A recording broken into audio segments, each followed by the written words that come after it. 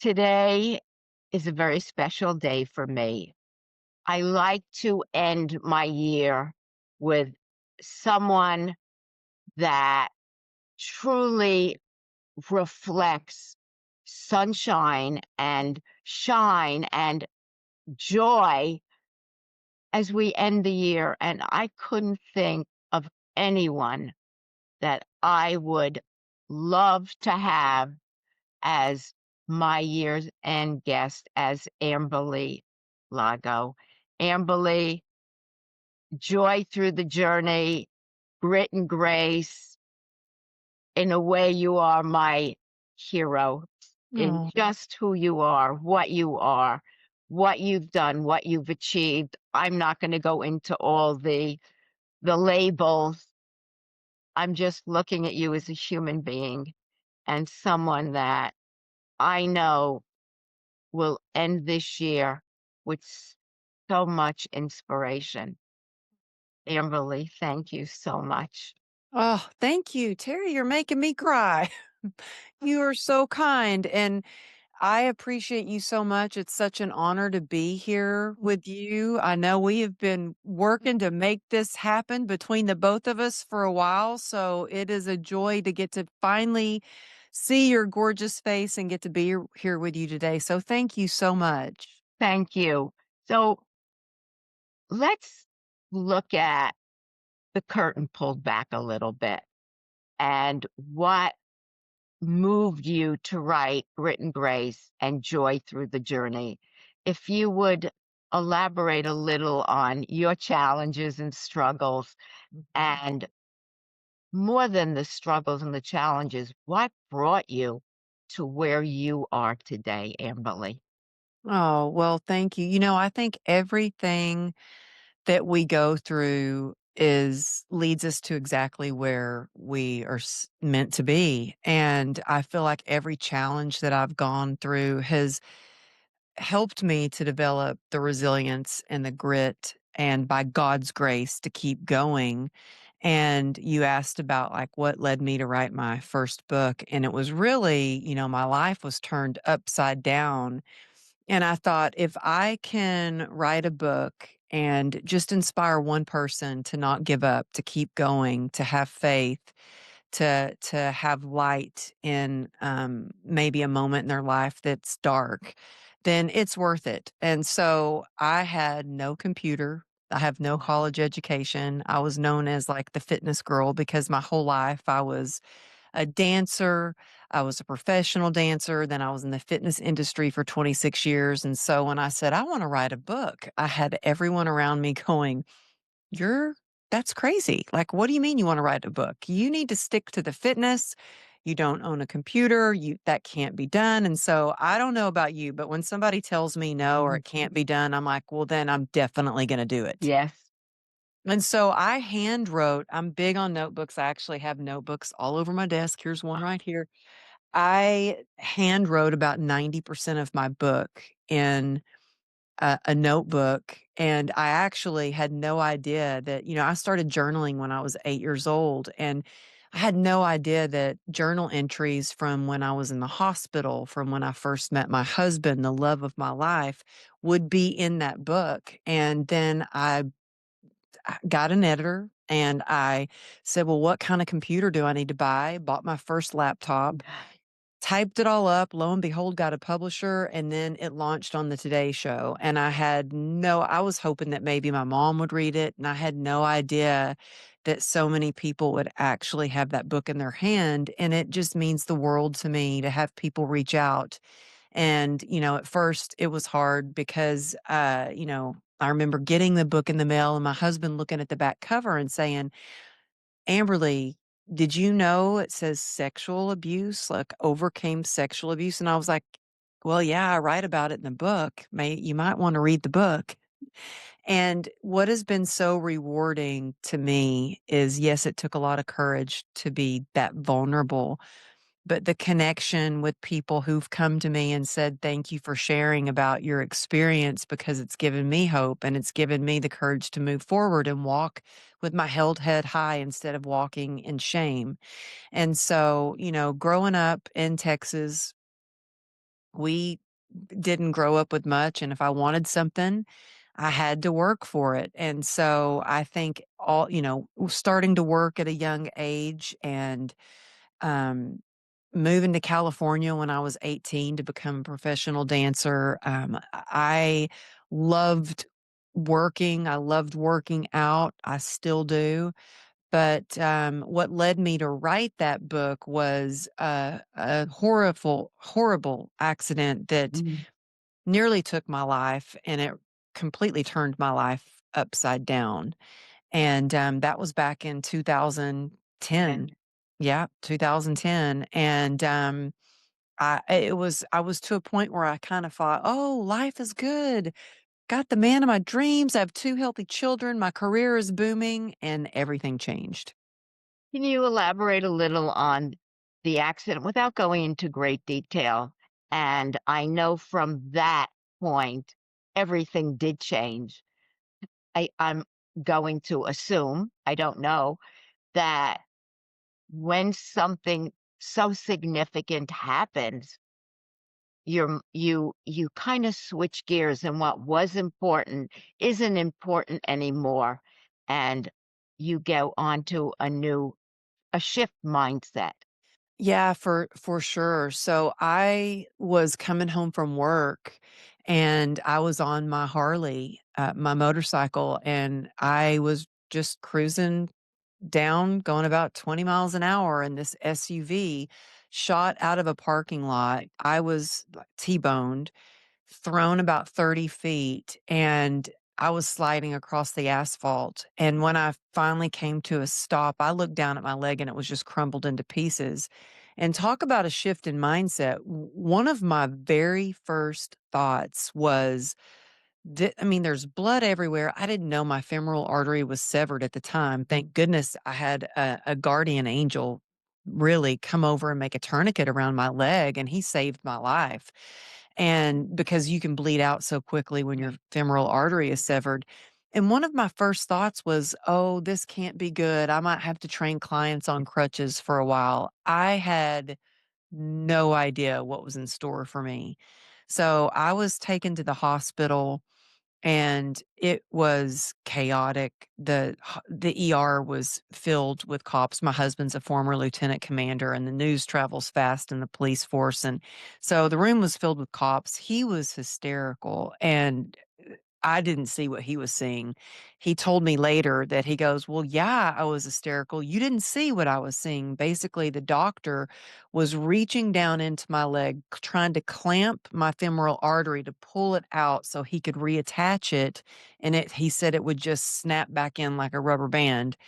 And so I just screamed across the ER, "Honey, get over here. I need you to be strong for me," because in that moment, I didn't know if I was gonna live, and I wanted to know he was gonna be okay to take care of our 2 kids. And so I was put in induced coma, and the first thing that I learned when I woke out of a coma was they were gonna amputate my leg. They said, "I'm so sorry, there's nothing we can do for you." Basically, they said, "Your leg is like a war wound. We're gonna have to amputate. You only have a 1% chance of saving it." And so in that moment, I thought, well, so you're saying there's a chance. It's a 1% chance.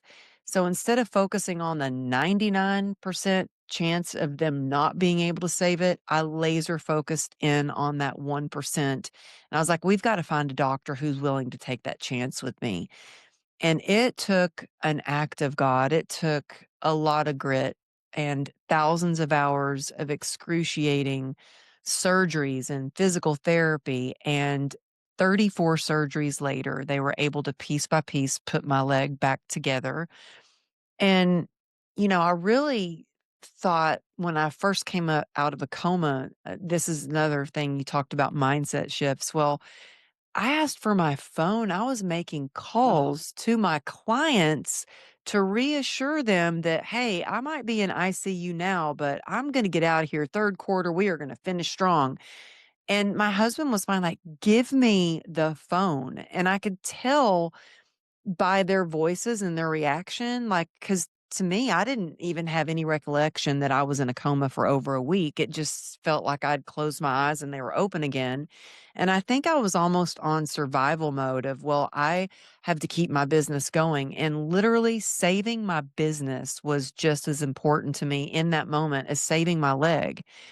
And it's been such a learning process of really of what matters the most. And as you know, because we've tried to schedule this several times, I still deal with a lot of pain. So as a result of this accident, I was diagnosed with complex regional pain syndrome. Mm. It's a nerve disorder caused by a trauma, a break, or a sprain, and it's ranked highest on the pain scale. So there's no known cure. It's basically like your nervous system, for lack of a better term, needs it's like a computer that needs to be rebooted. There's a constant loop of pain. And I have tried every kind of treatment to get out of this pain. I mean, Eastern, Western medicine. At one point, I was on 73 homeopathic pills and 11 prescription medications a day, ketamine infusions, spinal blocks, spinal stimulator. In fact, I think when we were scheduled to record Right. this, I had had another spinal stimulator, which is where they take metal leads and they implant them in your spine and they send this electrical current. Well, it didn't go well, and it felt like I was being electrocuted from the inside out. And so, with all these radical treatments, I really had to learn what was important because I would push and push, and I had, a lot of grit, but I had a lot of misconceptions about grit. I would push myself so hard that I would end up back in ICU or back in the ER. And so I've really had to pay attention to health, and our health is wealth. And your impact is only as strong as you are healthy. And so paying attention to the little whispers that your body's telling you, which is still hard for me because I love to go and I love to go fast and I want to do it all, but I have to pay attention. And this is the first time that I've ever been a little more discerning on and actually saying no to some opportunities that I would love to do, but, like, right now, I was supposed to be in Arizona, so I was in Philly last week or a couple of Mm. days ago speaking at an Yes. event. I was supposed to go straight from there to Arizona to speak at an event, straight back to Philly to speak at an event. And I thought, is this the best thing for my health? Is this the best thing for my family? And am I going to be able to give it my best and give it my all when I show up? And if the answer is no, then I have to decline as much as it like hurts my heart to say no. And so I think it's so important, especially for entrepreneurs and especially for women who are just doing it all. Like for me, I still have a teenager at home and a puppy and running a business and coaching clients and leading my mastermind and doing my own events plus speaking at other events. It's like it does take grit, but what I find is grit without connection and the support of others around us is just resilient resistance. And it takes community and connection to really get resilience. So I know I said a whole Oh, bunch there. oh gosh. We are soul sisters. So, so connected to you very quickly. I so get it. In 2017, very, very quickly, because this is truly about you. I didn't feel well. It was a Tuesday night, and the next morning I got sick. I was kind of throwing up and going to the bathroom, and I called my doctor, and she said, "You're having an appendix attack." And I said, "Oh, no, I'm not. I have the flu." And she said, "No." I hung up, and then I got sick, and I called. I said, "Okay." The ambulance came. On Wow. my way to the hospital, I was calling clients, telling them I couldn't see them today. I get to the hospital and the pain got so bad, they put me on morphine. They couldn't operate till the next morning. By then, I had a burst appendix, Oh, wow. and I was in the hospital for a week. Mm. the doctor said in another few hours and you would have gone septic. So Mm. a week and a half later, I was back in the hospital for a day or two just so they could do what they needed to drain me. So I get that we don't know when to stop, even when we're in an ambulance going for something significant. Obviously, I'm not comparing me to you, Well, that's but, painful, and you know, it makes you think about, like, how fragile we really are, like, and yes, what's important. yet we like you, I haven't got and I today's my birthday. That's right, happy Thank birthday! you. Thank you. What are you And doing for your birthday? being here with you. What Oh, could be more? And today I am 83. you're amazing. You are gorgeous too. Thank you. And more than that, How are I you think 83? Like, seriously? What I need to know your beauty secrets right now. I don't think I it's a lot like you. I just and I think I'm gonna talk for the 2 of us. When I was young, growing up, and my parents were tried to be loving, they didn't love each other. And if I were a horse and I was in a race, nobody would have ever bet on me, ever. Mm, I wasn't that kid. I stuttered. I had no confidence. And what I had to do, different than you, to catapult myself to who I am today, took grit, took every ounce of whatever I had to become me. mhm, So here you are, this accident that 1% and you said, okay, what can we do? mhm, Whereas 99% had you said, okay, we'll go there, but you didn't. And you have both your legs. You've written 2 books. The joy through the journey. I had so many notes, but I'm not gonna look down at them. I'm going to let you talk about what you have given the universe, not only through your journey, which is, "Oh, woe is me. Look at what happened to me," you know, and people could pick the victim card here. Instead, you chose the victor card. And even through all that pain, all those surgeries, all the pain, you chose to find grit, grace, joy through that.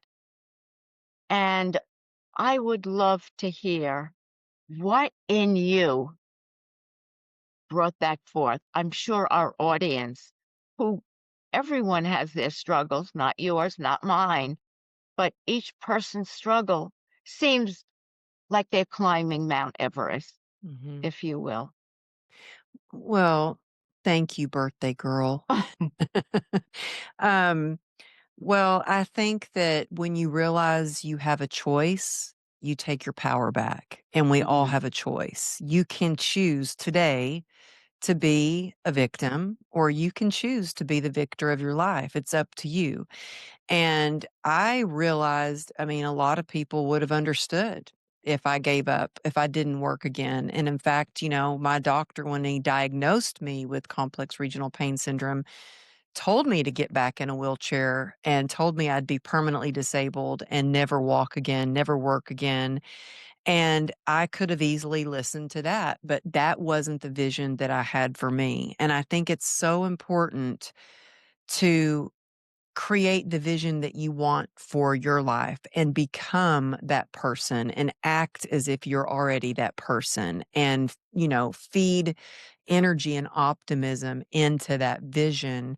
And, I'm not going to sit here and say that it was easy, that there weren't times when I wanted to give up, because there were times that I did want to give up. In fact, At my lowest point wasn't surgery after surgery. It was when I couldn't get out of pain and had tried so many radical treatments, and I was stuffing down the pain physically, but not just the physical pain, but all the trauma from my childhood, from being Mm, sexually abused, mm, from an abusive relationship with an ex-husband, so many things that I kinda thought that I dealt with, but I never did. I ran from it. I mean, literally ran. I became a runner. I was sponsored by Nike, and all those things when you're laying in a hospital bed, and I was bedridden and I couldn't process all those emotions, and I was trying to stuff them down and trying to stuff them down, and I couldn't stuff down the pain any longer because here's the thing, pain demands to be heard, and if we don't let it rise up to the top and deal with it, it will come out in everything that we do, the way that we lead, the way that we love, every decision that we make. And I was trying to stuff it down the best I could. Here in Texas, we have sayings, hide your crazy and be a lady. And I was trying, but I just couldn't anymore. And I started drinking because I just wanted to have I wanted my mind to stop. I wanted a reprieve. I just wanted to escape the pain. And that worked until it didn't. And my lowest point was when I went from being an athlete and I was never a partier. I was always so focused on career to an alcoholic. And it wasn't until I got radically honest with myself. And so I think the first way to start any transformation. So whether you're listening and you're like, well, I can't relate to being through surgeries or being an alcoholic or pain is pain. We all deal with some sort of pain. And, you know, I pray that you're not ever hit by an SUV, but I think we've all been hit by something, especially in the last couple of years, whether it's our finances, our health, our relationships, something.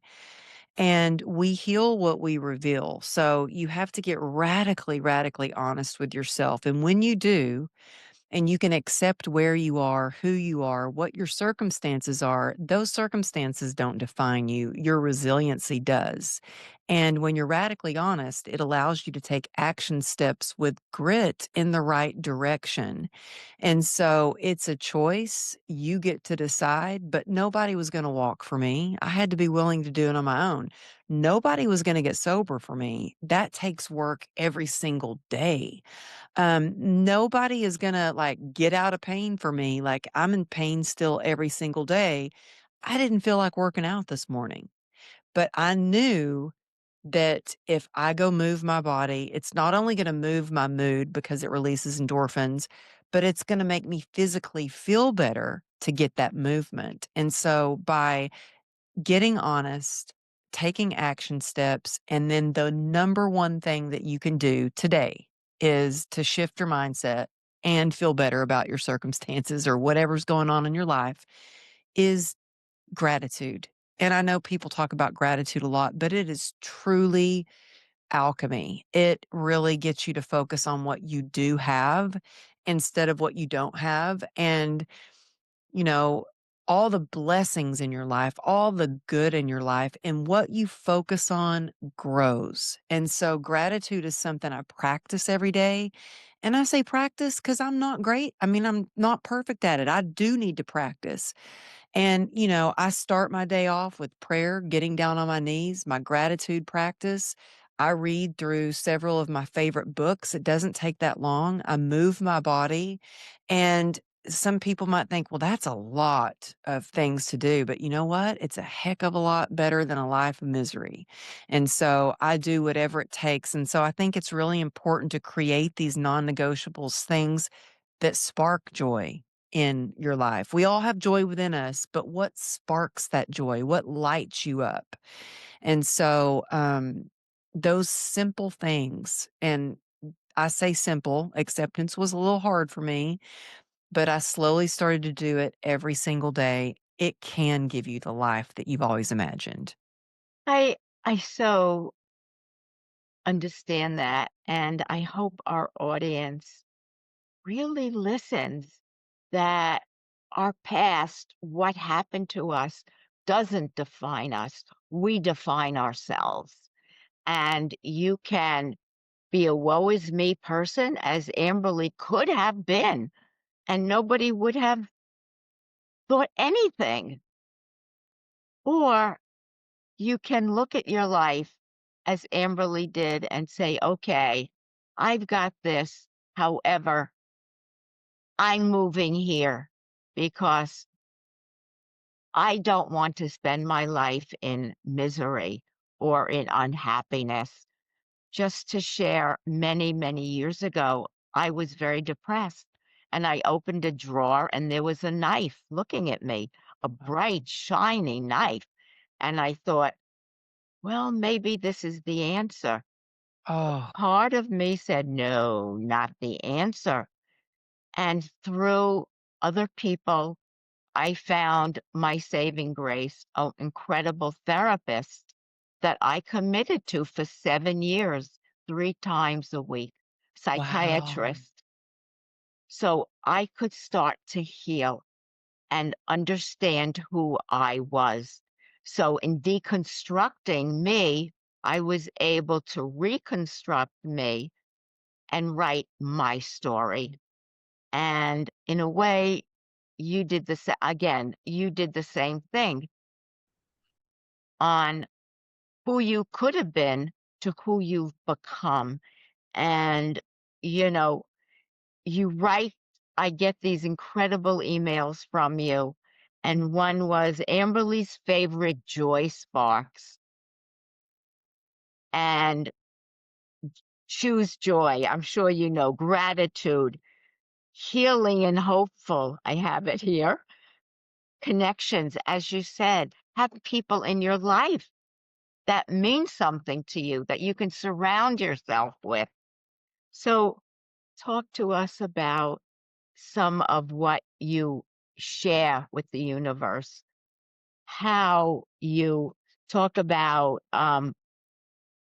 powerful ways like reframing the struggle, anchoring yourself in gratitude, move your body with energy, all these things that I look at and think, I'm with her. Oh. Oh, well, thank you, and thank you for sharing that. I had no idea. Why would you? And and I think it's so awesome that you shared that you sought you went to seek help, and that's really what saved me was I it was hard for me to ask for help.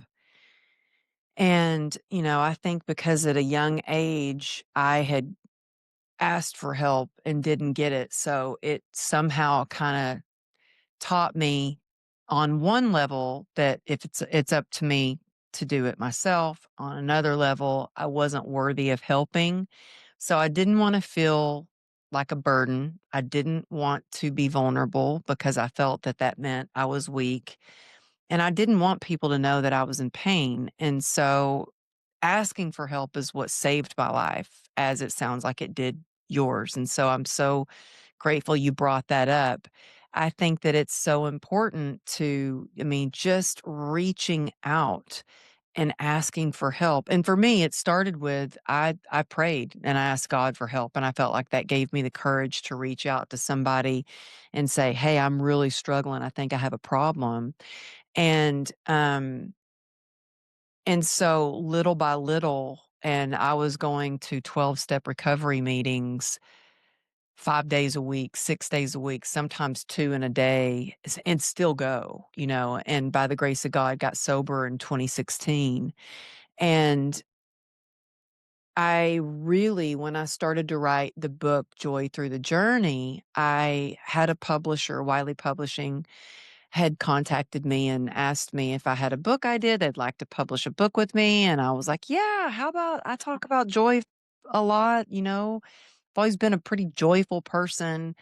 I'd love to write a book on joy because it's one thing to make it through a big challenge, but how do you create that momentum and have it be sustainable? And so I had to get back to basics because I thought I can't write a book about joy unless I'm really sparking some joy around me and within me. And so I always say, halt, never get too hungry, angry, lonely, or tired because I'm not a very joyful person if I'm any of those things. And then I really thought, well, what do I do on a regular basis to spark joy? And that's how I came up with my acronym SPARK, to spark that joy inside you. And so the S in SPARK stands for shift your perspective. And how do you feel better about your circumstance or your situation is what you focus on really matters. When you focus on the good, you get more good. W- and I think energy is everything and everything is energy. And so it's focusing on what energizes you as well. And with gratitude, it's the easiest and quickest way to shift your perspective. The P is prioritize soul care, not just self care. Self care is nice. I love bubble baths. I love massages. That's all great. But I'm talking about soul care and creating a life that you don't want to escape from. I realized there was a time when I was on Zoom, marathon Zooms. I mean, there was a day I was on Zoom for literally 14 hours in one day. Didn't see any sunshine, barely got up to use the bathroom, wasn't making time to even take a break to eat. And I was like, this is sucking the life out of me. I don't want to do this anymore. And so I got very, very discerning and I got very specific with my schedule. How many interviews would I do a day? How many coaching clients? How many people would I coach throughout the day? What time would I start coaching? Would I take a day off? How often would I travel?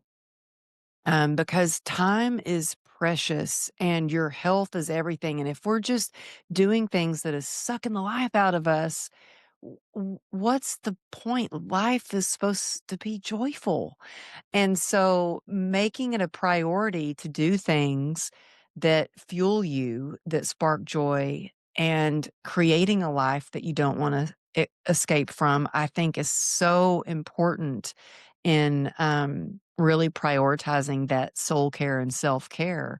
And the A in Spark is align with your God given vision and your values. I think it's so important. I've made the mistake in the past of hiring someone even on my team that, we don't have to have the exact same values, but if they are polar opposites, it's probably not going to work out. And so aligning with your vision for the people that are in your circle, your inner circle, in your coaching programs, on your team, but also aligning with a vision that you create for your success. I had to really take a look at what success meant to me. And for me, success is getting to do the things that I love with the people that I love. So when I align with the vision for me, it helps you make decisions and be clear on your goals. If you want to have the life that you've always imagined. If you've got big dreams, you have to know where you want to go. And so when you align with your goals and your vision, that allows you to take action steps in the right direction to actually move the needle on your business. The R is releasing what no longer serves you. And so that could be self-limiting beliefs or the self-doubt that creeps up. It could be people in your life. My husband, I've said before, get rid of the doggy downers and stick with the puppy uppers. And my husband, he'll say, Amberly, you know what? You better take your own advice. You need to get rid of those doggy downers because, like I said, there are people that are just energy vampires in your life and they will suck the energy out of you. And you can feel somebody's energy, whether it's on Zoom. I think you can feel it through a post or an email or even a text message. When you have people in your life and you see that text message, you see their name pop up on your phone and you're like, oh gosh, what do they want? Or, oh my goodness, I'm so excited to talk to that person. But really releasing what no longer serves you. And that could be habits that no longer serve you. You know, um, whether it's, if you want to be fit and have a leaner body and have stamina and energy, then what are you eating to fuel you? If you want to, sometimes you gotta release the Netflix binging or release Mm. the eating Doritos or, Oh, like me, release no longer drinking alcohol. And so releasing what no longer serves you is definitely gonna allow you to spark more joy. And then the last part of spark is kindle, which is kindle connection, not just to others, but to your heart, to your vision, to your higher power, which I call God. But connection is probably the most important part of the spark because you don't have to do it alone. I think so often we feel like we've just got to do it. We've got to, work harder, do more, be more. But no, it's not about that. I think that success is built on relationships. I wouldn't be able to stay sober if I didn't have connection to God and to my sober sisters. I wouldn't be able to get through this entrepreneurial journey if I didn't have a mastermind with entrepreneurial women that are moving together in the same, our goals may be different, but we have a common thread in that we are passionate, faith filled, and we want to do big things in the world. So, kindling those connections, adding value to every room that you go into, reaching out to somebody, telling them why you're grateful for them, and then stopping and pausing in the morning, throughout the day, at night to think about what is your soul calling you to do? What are your God given gifts that need to be out there in the world? oh, Amberly, extraordinary work. Work conversations about creating change. What could be more extraordinary than having Amberly Lago on my show? Hmm. Creating change in the world. Every day she does that.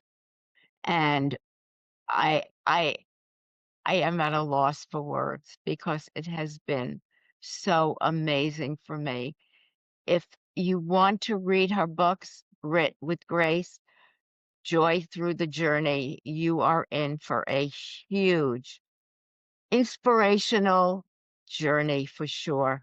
What could be more inspirational than having Amberly Lago end my year and setting the stage for all of us for next year and what we can do to spark our own changes. Life is to be lived. And so many of us get caught up in the minutia and we make that so important when it really isn't. Amberly, thank you so much. I know we could go on. However, I want to be appreciative of your time and everything else. Thank you so much, so much. And if anyone wants to reach out, you can find it on her website, I'm sure, and read her books. You will be amazed by them. Thank you so much, Amberly. So Oh, much. thank you and happy birthday. Thank And you. yes, I talked a lot about connection. Reach out to me if I can serve you in any way at amberlylago.com or Instagram at Amberly Lago Motivation. It's me answering the DMs. I know people think that's you doing your social media. I'm like, yep, it's actually me. That's why sometimes I'm a little slow to answer back, but it's me and I will answer you back. But happy birthday. Thank you Thank so you. much for having me on your Oh, show. my pleasure. So, a pleasure. Thank you.